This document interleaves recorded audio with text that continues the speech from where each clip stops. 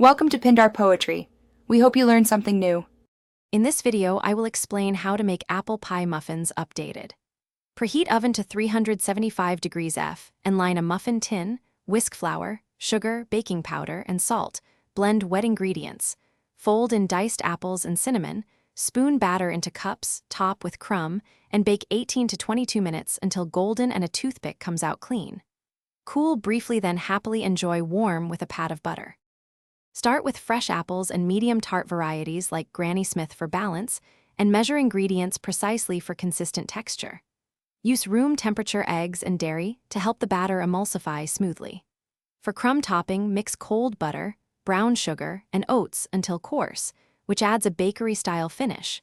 You can swap 25% of flour with whole wheat for nuttiness and add a tablespoon of lemon juice to brighten flavor. Quick recommendation: I love this bottle on busy baking days. It keeps my hands free and my water cold.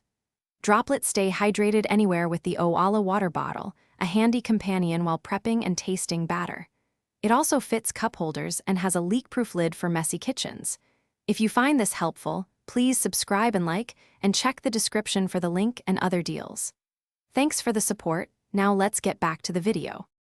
Use a toothpick to test doneness and avoid overbaking, which dries muffins quickly. Rotate the pan halfway through if your oven has hot spots, and avoid overmixing batter to keep muffins tender.